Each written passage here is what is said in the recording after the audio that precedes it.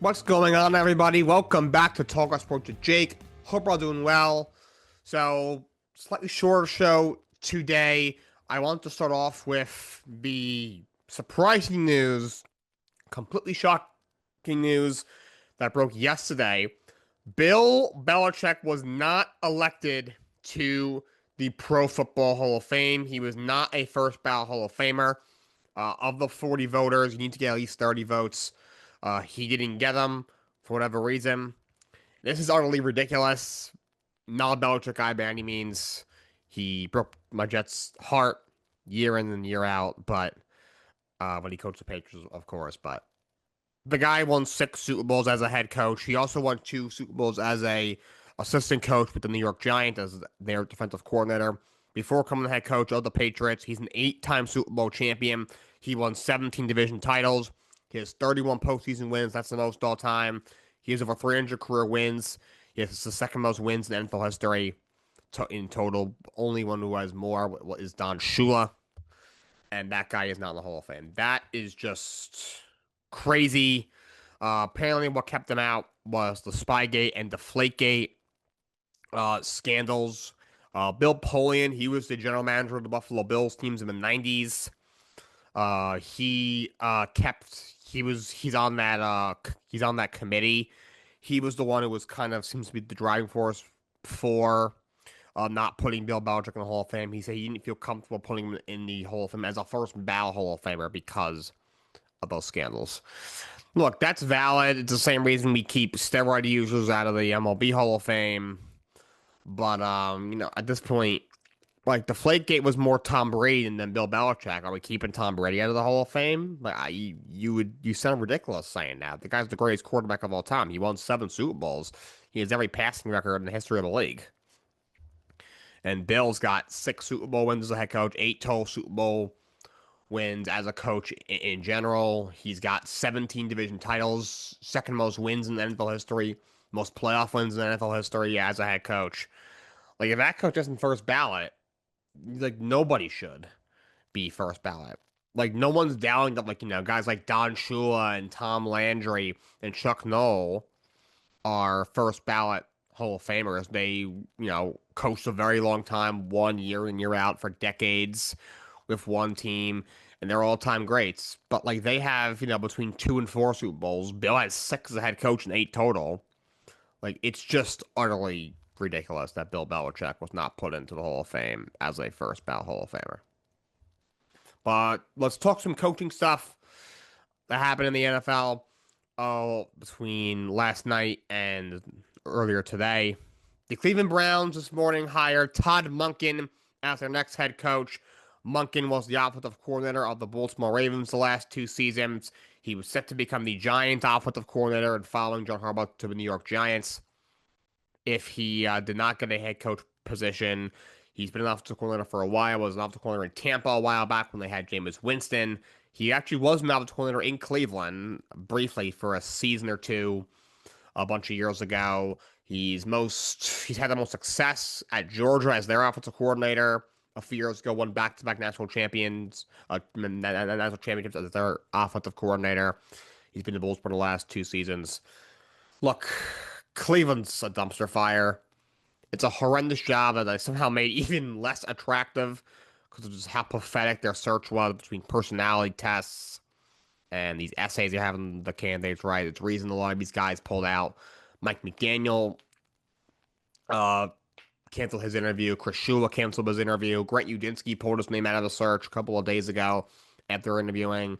I know they were looking at Nate Schulhoff, the Rams passing game coordinator. He also didn't get the job, but he's going to officially stay with the Los Angeles Rams next season as their passing game coordinator. He got a couple of head coach interviews, but he will remain with the Rams.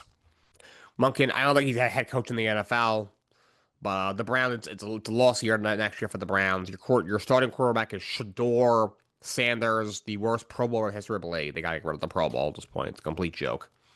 And Shador Sanders, they got to get rid of it. They have to get rid of the Pro Bowl. That's ridiculous, but he's absolutely brutal. He's a head case. Your backup is Deshaun Watson, who's one of the highest paid players in the league, despite being one of the worst quarterbacks in football. and we all know what his off the field troubles are. The roster is terrible. You're in cap hell. You have like 100 million in dead cap. You're over the cap. You have the sixth pick, which is cool, but you need a quarterback. You can't get one of them in this class. Don't have money to sign one. Ownership is brutal. You haven't had any consistent success really ever in the modern era. You've had over 40 different quarterbacks over the last 25 years. Head coach hasn't lasted even as long as Kevin Stefanski did. He was there for what, 5 years? And I can't even tell you the last time sitting duck general manager Andrew Berry, who should have been fired last season. I don't really. And also, you play in Cleveland. No one wigs up and is like, let's go to Cleveland, Ohio today. So just, this is a stopgap head coach. Most likely they win 3-4 games this year. They have a top 3, 2, 4 pick, and he might get fired after a year, Monk. And he feels like what I call a tank commander. I think that's what Gerard Mayo was with the Patriots. I think Robert Kraft realized, obviously, there were a couple of years removed from Tom Brady. Longtime head coach Bill Belichick, they let go of him. The roster is not very good. They're going to be drafting a rookie quarterback. The roster isn't going to be very good. They're not an attractive free agency destination. They had a lot of cap space 2 years ago, but didn't use it because a lot of guys didn't want to come there. Top level receivers didn't want to come there because of how bad their passing offense had been ever since Tom Brady left. So, they're like, you know what? I don't think Jerome was qualified to be a head coach, but was a great player as a Patriot. He's been on Bill's staff the last few years. Let's give him a shot. Obviously, it went very poorly, but, it got you another top 5 pick. Then it allowed you to then the following year go out and get Mike Vrabel, and now all of a sudden, Drake May have another year under his belt, and with Vrabel being the coach, all of a sudden now guys wanted to go sign there, so you still had all that cap space. You went out and were aggressive in free agency. You went out and drafted a couple of key pieces, including Will Campbell with the 4th overall pick, your left tackle. So, this seems like the kind of tank, like I call a tank commander. The guy isn't qualified, but you're just not unattractive to this destination. And you're looking at a loss here. There's no way around it. You're not going to win more than 3 or 4 games next year. You're going to have a top 5 pick. Just throw somebody in there for a year. You're not going to attract a top candidate, like a Clint Kubiak. You're never going to attract John Harbaugh. Mike McDaniel didn't even want to interview there. So, take your chances with Todd Monken. Just pray that maybe it's not super ugly, and if it is, you'll take your top 5 pick, take your lumps and fire him after a year or two. So Todd Monken is the head coach of the Cleveland Browns. The New York Jets hire Brian Duker as their next defensive coordinator. He was the secondary coach for the Miami Dolphins the last 2 seasons. I don't really understand this hire. You interviewed Wink Martindale, who's been a defensive coordinator in the NFL 3 different stints. Was recently the defensive coordinator in Michigan under Sharon Moore. You flew him out a few days ago, thought they were hiring him, didn't happen. Jim Leonard's a former Jet. He's been a defensive backs coach in college at Wisconsin and in the NFL. You interviewed him. You didn't hire him. You interviewed a bunch of other candidates. Durante Jones, who just took the defensive coordinator job in Washington. He was on Brian Flores' defensive staff these last couple of years. Interviewed him. And you landed on Brian Duker, the secondary coach for the Miami Dolphins. Not once has anybody said, oh yeah, the Miami offense secondary is looking really nice this year. Could be a problem for the opposing offense this week. So I don't have much confidence in this hire. As long as Aaron Glenn's there, it's not going to matter. They're going to be an absolute disaster. The Arizona Cardinals are interviewing Ron Rivera for their head coach. That just screams desperation. Ron Rivera has not been a coach in the NFL 3 seasons now. He was never that great to me. He's early part of his tenure in Carolina. I thought he did a good job, but back half he did not. I think he just grew stale. Overall, was not very good in Washington. I'll take him on my staff. He's obviously a great guy. He's obviously a guy who's been through a lot. He was battling cancer while coaching in that first year when he was with the Washington Commanders a bunch of years ago. He's a great guy, really good guy for team morale taken maybe as a defensive coordinator or something like that. Guy was coaching the league for a long time, but not so much as a head coach. So, not sure what they're thinking. It came out last week that their finalists, I covered it on the show, I think yesterday, that, they were down to Raheem Morris, Mike LaFleur, and Anthony Campanelli. Granted, none of those came to inspire a lot of confidence, especially Raheem Morris. I heard like a week and a half ago the favorite was probably Mike LaFleur, but at this point, who knows? That's not a very good job by any means. So they interviewed Ron Rivera, and Denver fires offensive coordinator Joe Lombardi. This was a surprise. Look, defense was definitely the better side of the football for the Denver Broncos. The offense was inconsistent throughout the year. At times was a bit lackluster.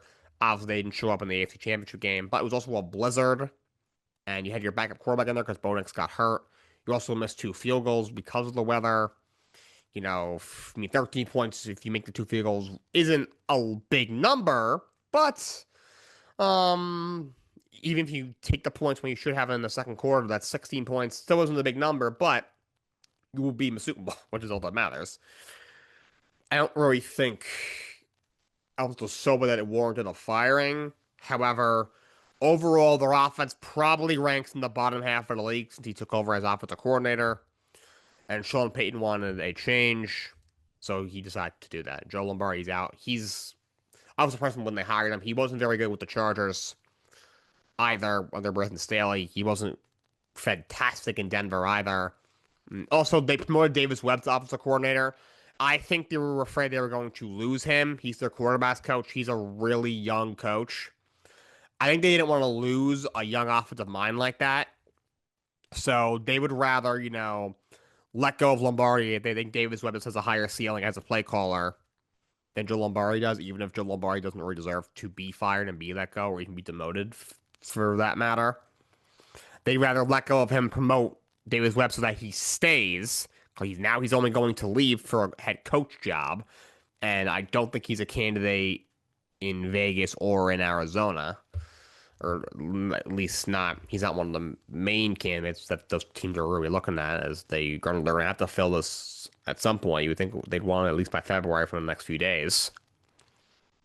So I think that was more, they would rather fire Lombardi so they keep Davis Webb. And then, who knows, maybe he ends up staying for a few more seasons. Maybe he says, you know what, I'll stay for a long time until Sean Payton retired. Not that that's coming up soon, but you never know. But I think they just really want to keep Davis Webb. They let go of him. And last thing before we close the show out with some wrestling, the Milwaukee Bucks are officially taking over on Giannis Antetokounmpo. Apparently, he is ready for a new home. That's the term that's being used in league circles. And the Bucks are officially taking over on him. The Knicks are being aggressive and talking to the Milwaukee Bucks. Miami is also talking to the Bucks about a Giannis trade. And I fully expect him to be traded at the NBA trade deadline, which is coming up. I will do a trade deadline show, hopefully sometime this week, most likely tomorrow. Let's close things out by recapping NXT from last night. Started out, all of a sudden, Joe Hendry is injured on the floor in Gorilla, and the Vanity Predator are standing over him with a chair. Ava comes out and is like, "What the heck did you do?" They're like, "Oh, it's only looks like." Then Ava got on her headset and says, "Joe Hendry's hurt. We're moving some things around." I do like that they do as another NXT. It is cool as a former media student. First match was a tag team match. It was OGM, of course, out the mud against Dark State. Dark State picks up the win with some shenanigans. Match was just kind of okay. Then we have Jada Parker against Nikita Lyons, who's supposed to fight Blake Monroe. Then, of course, Nikita Lyons backstage goes up to Blake Monroe and says, "I'll take the match for you." So Jada Parker, who, of course, returned and attacked Blake Monroe a couple of weeks ago, has a match with Nikita Lyons. Jada Parker picks up the win. They're just kind of okay match. Then Monroe did a small promo from backstage on Jada Parker after the match. Then we had Miles Bourne against Dion Lennox. Dion Lennox picks up the win, and this was a solid match as Dion Lennox qualifies for the NXT Championship ladder match. Then, of course, you had Ethan Page laughing at Ethan Page tried to help Miles Bourne technically by giving him his title when the referee wasn't looking. Miles Bourne didn't want to use it. Then afterwards, Page got in the ring, and then Miles Bourne hit him with his own championship, which was pretty funny. You had Tavion Heights against Lexus King. Lexus King picks up the win. Another okay match. A lot of these matches weren't very good. Uh, Not a whole lot to see there. Then we had Zarya against Thea Hale. Of course, Zarya was backstage. She obviously was upset. She was trying to get Soruk on the phone. She would answer. She wasn't there last night. Of course, they are next week on NXT going to be fighting for the TNA Tag Team Championships. And then Thea Hale came up to her and was like, "Yeah, I know what it's like to be betrayed." And Zarya was like, "Well, you're getting title opportunities handed to you. I'm not." And Thea Hale's like, "I earned my championship." And Zarya said, "Like, why don't you prove it?" So they had a match. Thea Hale actually won with some shenanigans, and then Zarya, of course, was very upset, and then she hit Thea Hale with her finishing move after the match. These Zarya and Soruk are definitely going to be breaking up sooner rather than later. Soruk is on the cusp of going to the main roster. I think she'll be in the Royal Rumble on Saturday. I'll do a Royal Rumble preview, by the way. I'm hoping probably shoot for Friday for that. But yeah, that's what I think is coming. The Andre Chase against Keanu Carver. Match went kind of how you thought. Keanu Carver winning in convincing fashion. And then it ended with a promo between all the members of the match of the NXT Championship number one contender. Well, NXT Championship ladder match, of course. Femi relinquished the title a few weeks ago. He's coming to the main roster. He'll almost definitely be in the Royal Rumble and probably be in the main roster from there. At least, hopefully that's what happens. In fact, if he won the Royal Rumble, I don't think anybody would be upset. I would not be upset in the slightest. So first, Ricky Saints came into contact with Keanu Carver. He got laid out. Then Joe Hendry comes out, and then Keanu Carver left him laying as well. That was NXT. That's all I got for you guys today. Until next time, so long, and have a great day.